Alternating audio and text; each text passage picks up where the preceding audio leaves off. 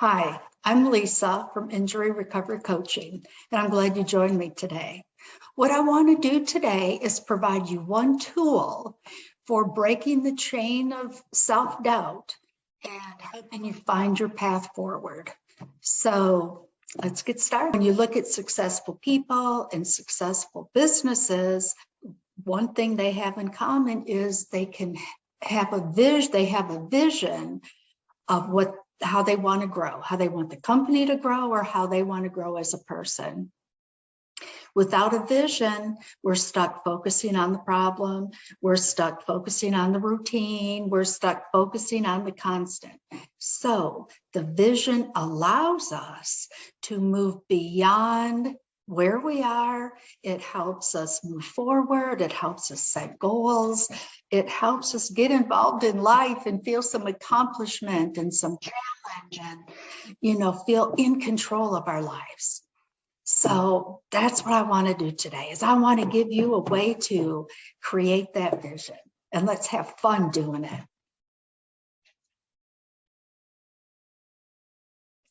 So there's several different ways you can create a vision. You can create a vision through journaling and write about the future and write about the details if you're a person who likes to do that. You can go through like Pinterest and make a file of all the pictures that remind you of how you want to be, say 10 years from now.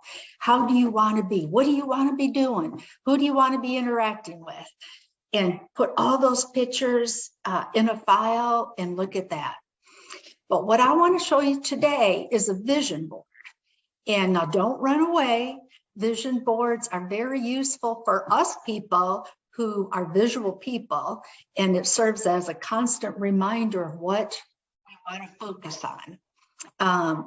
But then it's also a good method for hands-on people who like to do things. So let me show you what I did.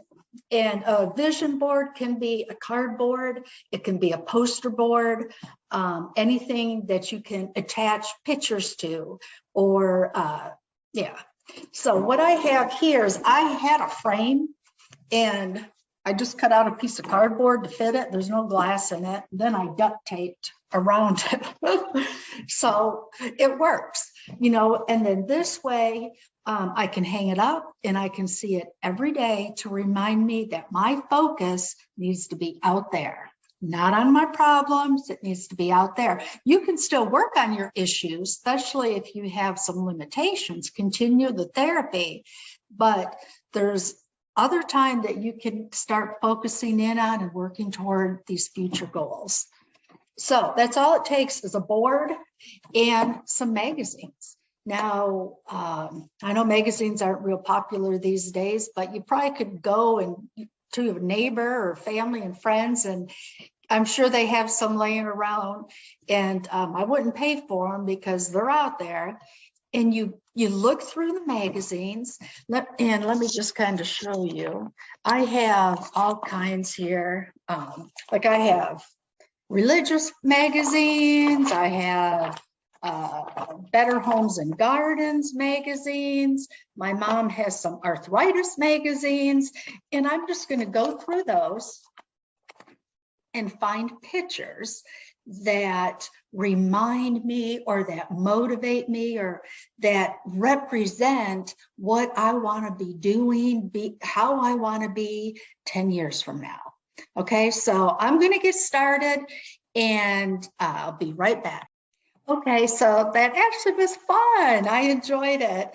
And I really got to think about going through the magazines helped me really think about what do I want to be doing 10 years from now. So even if you have no idea what you want to be doing, who you want to be, how you want to be moving, use the pictures as a guide to get you started. So for example, I want to raise my own vegetables. So I have a picture of gardening here.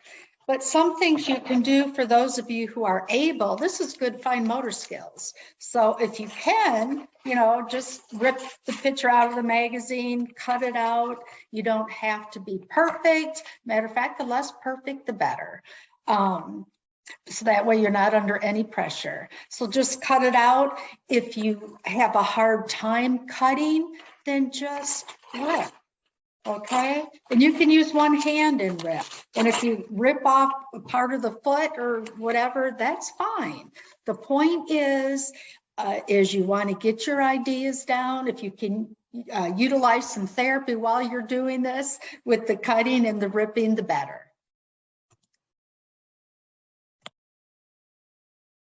Okay, so I just want to show you how I got started on my board.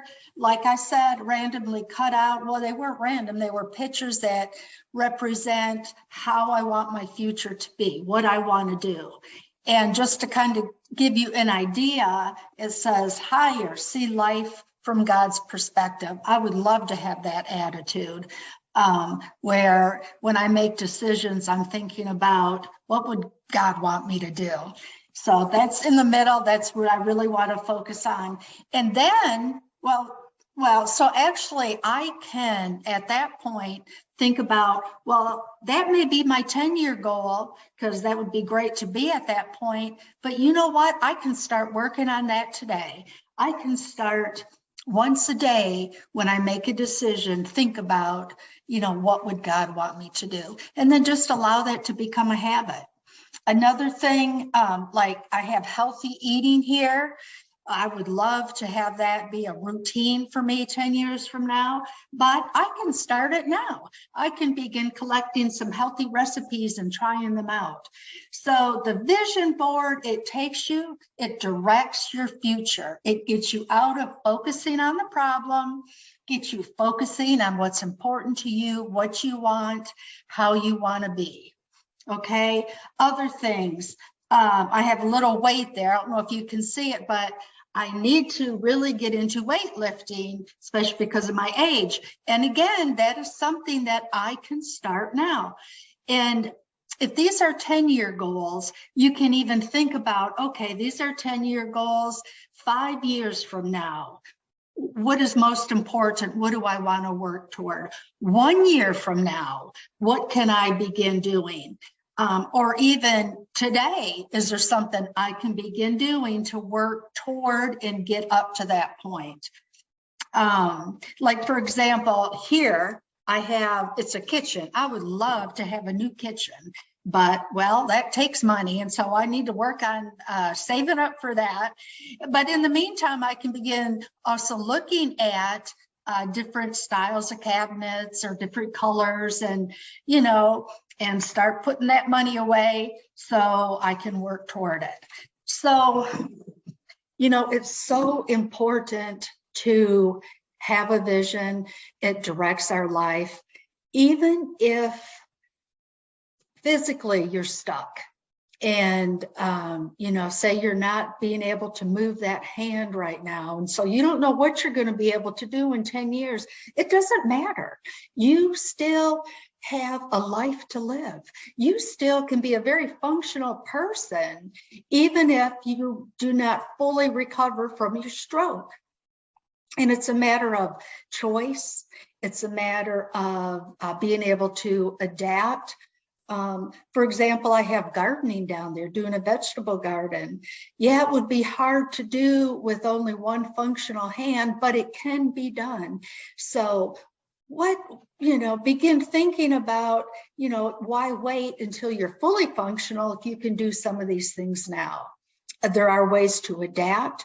There's ways to, move beyond those limitations so you can still do those things that are meaningful and purposeful. And that is the whole point of this. We got to get you out of focusing on those limitations. And yes, those limitations are real and they're overwhelming. But you are important, you're valuable, you still have some unique qualities and unique skills, and this world needs you. So I hope this, from this you can see that, life is waiting for you. It's waiting for you. So before I go, if you like this video, please give me a thumbs up. You can get in contact with me at injuryrecoverycoaching.com. So good luck to you.